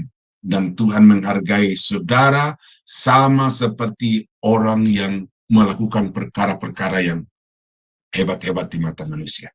Nah, jadi itulah karya karya Tuhan ya. Pertama adalah menciptakan langit, bumi, dan segala isinya. Yang kedua adalah memerintah atas seluruh alam semesta ini dan keberlangsungan alam semesta ini sehingga semuanya berjalan di dalam keadaan yang baik untuk kebaikan dan kesejahteraan manusia.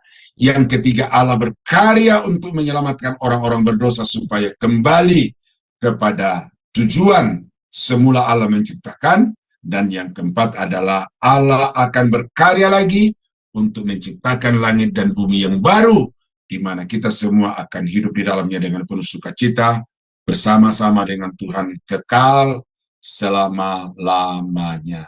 Nah, kiranya Tuhan memberkati. Itulah poin terakhir atau sesi terakhir dari pembahasan kita tentang doktrin Allah. Dan dengan selesainya ini, kiranya Bapak Ibu sudah punya satu pemahaman yang kuat, keyakinan yang kuat dan pemahaman yang dalam tentang Allah, dan tidak lagi mau digoyah oleh siapapun dan dengan cara apapun. Ya, iblis akan terus berkarya seperti dia berkarya di masa lalu dan seperti sekarang ini. Banyak mualaf-mualaf yang begitu gencar menyerang kekristenan, akan terus lagi seperti itu Bapak Ibu. Dan bisa saja saudara akan berhadapan dengan orang-orang itu. Saya harapkan di akhir dari sesi ini supaya jangan sampai tergoyahkan, tetapi berkuat iman, sadari panggilan dan tujuan hidup saudara, dan jangan gantungkan apa yang saudara kerjakan dengan orang-orang yang ada di sekitar, tetapi gantungkan itu kepada Tuhan yang menghadirkan saudara di tengah-tengah dunia ini. Tuhan Yesus memberkati. Salam, selamat malam. Ya, baik, terima kasih Pak Daniel untuk pemaparan materinya yang luar biasa bagi kita malam ini. Tapi sebelumnya Ibu Heni ya akan membacakan acara Sema Adonai ke depannya. Sebentar ya. Ya, silakan Ibu Heni. Ya, baik. Bapak Ibu yang terkasih, malam hari ini kita akan mempelajari pelajaran spesial, pelajaran tambahan, bukan dari buku seri ya. Jadi buku seri yang kelima kita sudah mempelajarinya minggu kemarin, dan hari ini Bapak Pendeta Yudi akan menambahkan pengajaran spesial untuk break time ya, pengajaran lepas jadinya dari tema pelajaran penebusan dari kehidupan Belsyazar. Jadi kita mau belajar bagaimana kehidupan Belsyazar yang diambil dari Daniel 5 ayat 25 sampai 28. Malam hari ini jam 21 WIB dan saya yang akan menjadi moderatornya. Selanjutnya. Baik ibu-ibu dan para wanita juga di seluruh dunia, baik remaja maupun ini ya, kita akan bisa bergabung bersama Sema Adonai, tapi acaranya ini pada pagi hari, Women Ministry. Nah, besok ini Ibu Grace akan melanjutkan pelajaran mengenai pola 3 generasi. Dan moderatornya ini berhubung Ibu Indah ada masalah akan digantikan dengan Ibu Deborah ya. Jadi yang menggantikannya besok adalah Ibu Deborah dan kita akan menyimak lanjutan pelajaran ini. Sangat bagus Bapak Ibu. Ibu Grace sangat dikaruniakan karunia mengajar sehingga dia banyak mendapatkan hikmat dari Tuhan dan dia berbagi kepada kita semua. Baik, untuk selanjutnya Bapak Ibu yang terkasih, Evangelis Deborah akan mengajarkan kepada kita besok mengenai lahir dari air dan roh. Ibu ini sangat diberkati ya. Saya sangat senang sama dia karena benar-benar pengajarannya Alkitabiah. Dan Bapak Ibu besok bergabung bersama kami hari Sabtu jam 19 WIB dengan moderator adalah Ibu Aling. Dan Bapak Ibu kami menunggu agar Bapak Ibu bergabung bersama kami. Kemudian untuk jam 21 WIB-nya itu adalah Bapak Evangelis Dr. Ferry Hermawan Winoto akan mengajarkan Beersheba. Nah, Bapak ini belajar tentang keyahudian ya. Jadi dia akan mengupas dari sisi Ibraninya. Dan moderatornya adalah besok Ibu Christine dan waktunya 21 WIB besok hari Sabtu. Ya, Bapak Ibu bergabung bersama kami. Baik, selanjutnya Bapak Ibu di Zoom Sema Adonai kami mengadakan setiap hari Senin sampai Sabtu adalah ibadah renungan pagi. Sangat luar biasa, sangat memberkati. Kami telah melangsungkan ini lebih dari 1 tahun ya Bapak Ibu ya. Dan awalnya itu adalah kami membaca Alkitab per pasal. Tetapi karena anjuran beberapa orang, teman-teman, masukan, akhirnya kami mengubah formatnya menjadi renungan pagi setiap hari. Semenjak kami memberikan renungan pagi ini kepada banyak orang, banyak sekali yang diberkati. Dan mereka sangat-sangat menerima pengajaran-pengajaran. Bapak Gembala kami, yaitu dosen kami saat ini yang mengajar, Bapak Daniel Palungan, apalagi kalau dia membawa renungan itu materinya materi pengajaran Bapak Ibu. Jadi jangan lewatkan kesempatan untuk belajar bersama-sama kami, Ibu Suryani, Pendeta Dedi Kurniawan, dan Evangelis Jamino, dan Pak Pendeta Daniel Prokrisno, itu sangat-sangat diberkati dan memberkati kita semua ya. Baik Bapak Ibu, saya mau memberitahukan, channel kami yang lama, yang pertama dan kedua, itu telah hilang dimakan bumi. Kami tidak tahu apa yang menjadikan kesalahan kami dalam hal kami menginjil. Tetapi seperti Bapak Ibu ketahui bahwa di dalam hal memberitakan firman Tuhan, tantangannya sangat luar biasa. Tapi kami tidak mau putus asa. Kami terus membuat channel yang baru. Jadi channel kami ini adalah channel yang baru. Mohon Bapak Ibu yang anak-anak Tuhan dimanapun berada, Bapak Ibu pasti mendukung pelayanan firman Tuhan disampaikan. Oleh sebab itu Bapak Ibu kami mengundang Bapak Ibu untuk subscribe channel baru kami, bantu like, subscribe, dan bagikan ke teman-teman ya, karena selama 7 hari di Zoom Sema Adonai adalah pengajaran firman Tuhan. Dan Bapak Ibu saya mau memberitahukan, kalau renungan pagi dan juga ibadah online dan renungan Pendeta Daniel yang setiap hari Jumat tidak disiarkan di mana-mana. Jadi Bapak Ibu cari di Cahaya Firman supaya Bapak Ibu mendapatkan berkat. Sekali lagi saya mohon dukung pelayanan kita. Kita adalah sama-sama warga kerajaan Allah. Sema Adonai adalah milik Anda juga karena Anda adalah bagian dari kerajaan sorga. Sampai di sini saya kembalikan kepada Ibu Aling. Ya, baik. Terima kasih Ibu Heni untuk pembacaan acara-acara Sema Adonai ke depannya ya. Baik Bapak Ibu, sekarang kita akan masuk pada sesi tanya jawab dan diskusi. Tetapi Ya, terlebih Ibu dahulu, Aling, iya. Nanti tanya, maaf saya potong Bu Aling ya. Ada seorang bapak yang bernama Nebu Melata. Dia menanyakan kepada Pak Daniel, Pak tolong jabarkan ke saya mengenai Kejadian 3 ayat 15. Kejadian Pak Nabi, mudah-mudahan Anda mendengar dan kasih tahu kalau sudah dapat jawaban. Kalau ada pertanyaan lain, nanti kasih tahu lagi ya Pak Nabi. Ya, silakan Pak Daniel. Ya, silakan Pak. Ya, Kejadian 3:15 ya dalam kaitan dengan karya penyelamatan Allah ya. Itu dari berbagai buku dan juga dari pernyataan-pernyataan teolog-teolog itulah yang disebut sebagai proto-evangelion, Injil yang pertama. Jadi Tuhan telah menetapkan bahwa Dia akan mengutus anaknya ke dalam dunia ini melalui seorang perempuan, dan anaknya itu akan dipagut tumitnya oleh ular, tetapi kepala dari ular itu akan dihancurkan oleh anak yang akan diutus itu. Nah, jadi keturunan perempuan itu, keturunan Hawa itu akan hadir untuk menghancurkan semua pekerjaan setan.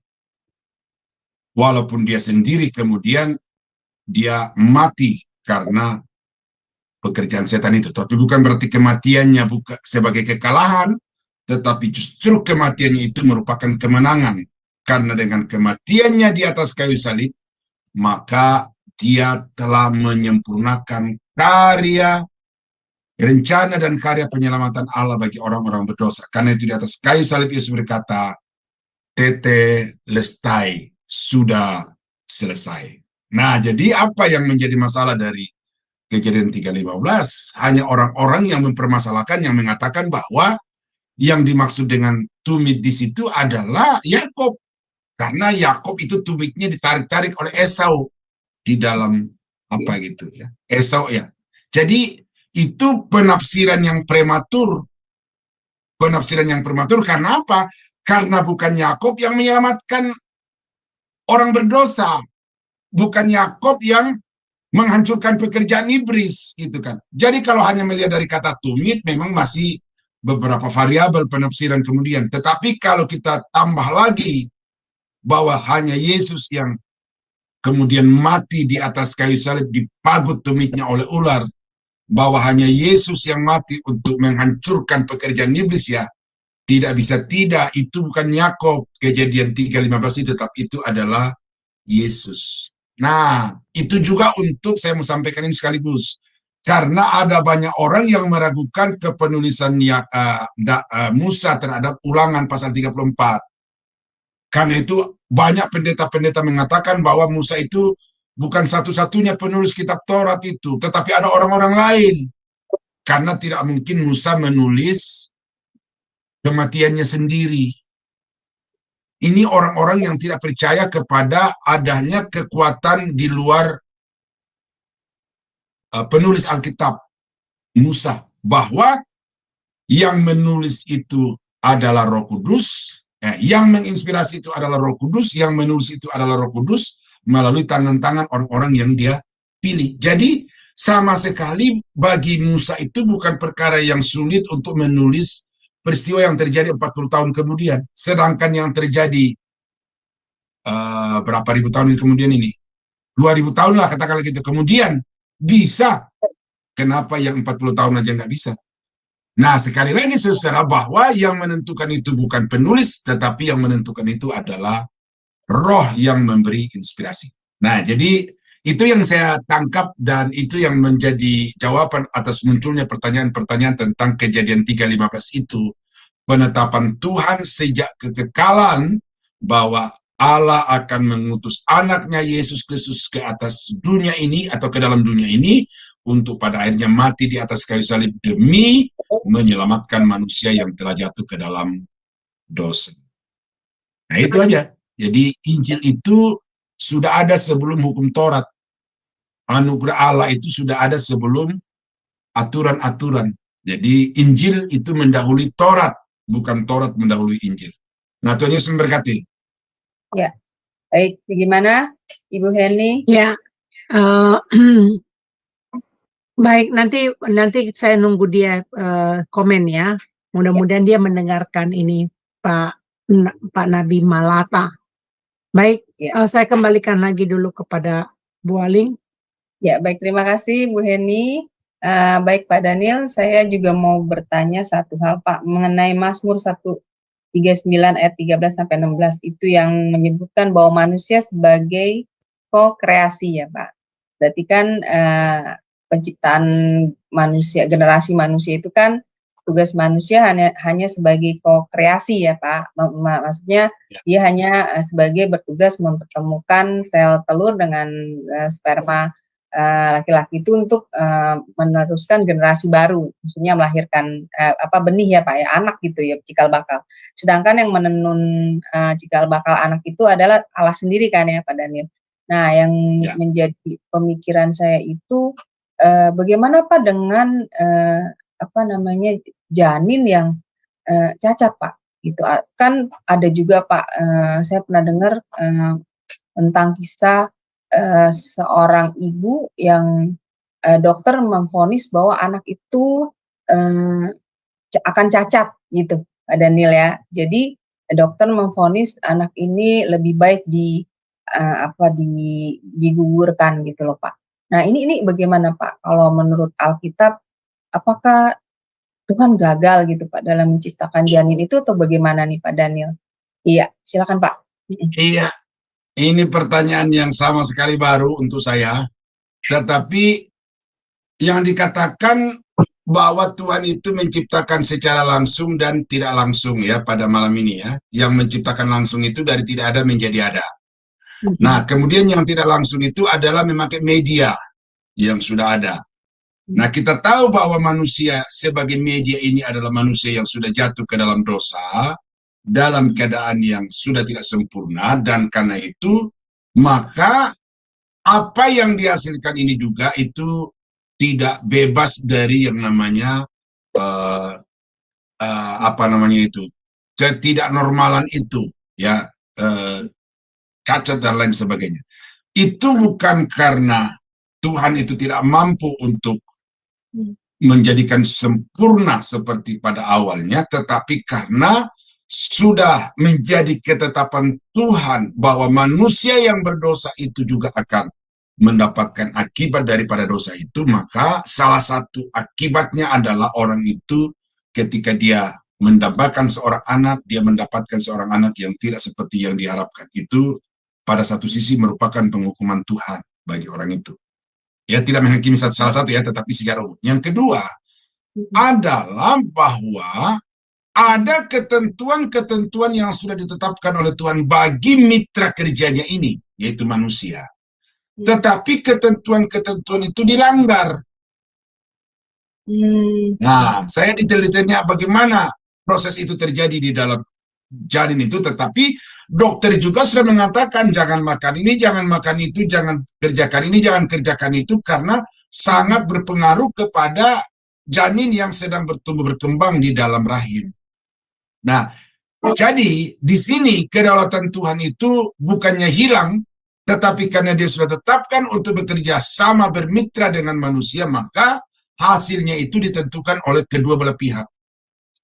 Manusia itu dan Tuhan itu. Jadi itu yang secara teologi yang saya amati, yang membuat kenapa ada orang yang lahir tidak seperti yang diharapkan itu, karena lahir dari manusia yang memang sudah tidak sempurna, ya. Apalagi kalau pelanggaran-pelanggaran hukum kakak adik itu ya, yang itu ya. Nah itu oleh ilmu kedokteran itu sangat dilarang itu ya, dianjurkan untuk mengambil yang jauh darahnya itu. Ya. Jadi pelanggaran sekali lagi terhadap hukum alam ya, ketentuan yang telah ditetapkan Tuhan itu membuat hasil kerja manusia itu menjadi tidak maksimal. Saya kira itu Bu, jawaban saya. Iya baik, luar biasa Pak, paham saya sekarang. Ya, Ibu Heni, apakah ada mau ngajukan pertanyaan atau Ibu mau sharing? Silakan Ibu mengenai materi malam ini. Nggak ada, jelas sekali sih apa yang dijelaskan sama Pak Daniel itu sangat jelas mengenai karya Allah yang luar biasa di dalam kehidupan kita manusia ya. Jadi nggak ada yang perlu diragukan lagi ya Pak Daniel. Kalau saya sih nggak saya ragukan. Betul. Ya. Baik, karena waktu juga Ya. Kita Ya, Pak, silakan. sampai di sini. Iya, karena waktu sudah mendekati pukul 45, sebentar lagi setelah kelas ini masih ada kelas lanjutan. Baik, kita tutup ya Pak, kelas ini Bapak bisa closing statement, kemudian pimpin doa berkat bagi kami semua. Silakan Pak. Iya, puji Tuhan. Ya, jadi Allah yang kita sembah itu adalah Allah yang terus berkarya, bekerja. Kodratnya Allah adalah bekerja. Karena itu jangan sampai saudara sebagai manusia itu berhenti berkarya. Memang ada ayat yang Alkitab mengatakan kamu berdiam diri nanti Tuhan yang bekerja. Tetapi itu dalam kasus-kasus tertentu. Tetapi kodratnya manusia adalah diciptakan untuk berkarya. Jadi bekerja itu bukan merupakan akibat dosa. Tetapi hasil dari karya itu yang tidak memuaskan merupakan akibat dosa.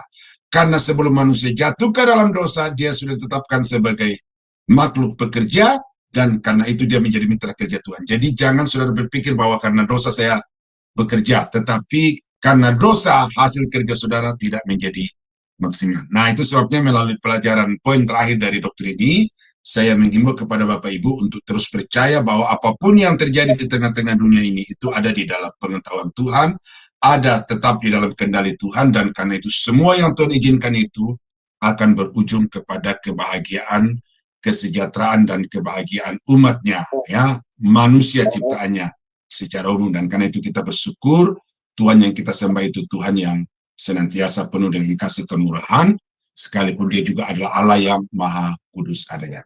Nah, demikianlah Bapak Ibu pengajaran pada malam ini. Mari kita tunduk kepala, kita berdoa.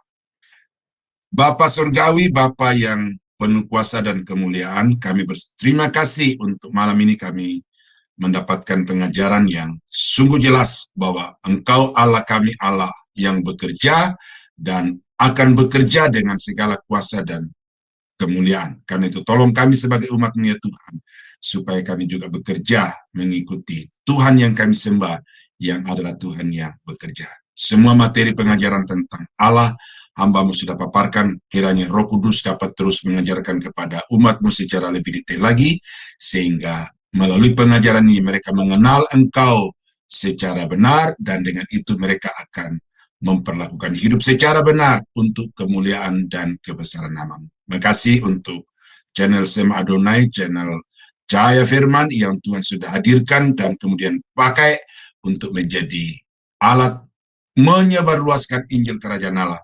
Kiranya Tuhan terus memberkati supaya melalui channel ini nama Tuhan dipermuliakan. Kami akan mengakhiri kelas ini dan akan kembali kepada tugas-tugas kami yang lain. Tuhan tolong kami supaya apapun yang akan kami kerjakan juga dapat berhasil demi kemuliaan nama Tuhan. Di dalam nama Yesus, kami berdoa, kami mengucap syukur mengakhiri kelas ini.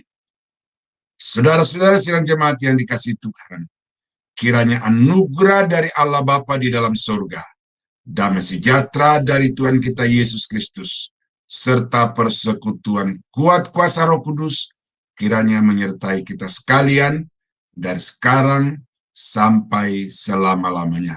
Dalam nama Yesus, kami akhiri pembelajaran kami pada malam ini. Haleluya.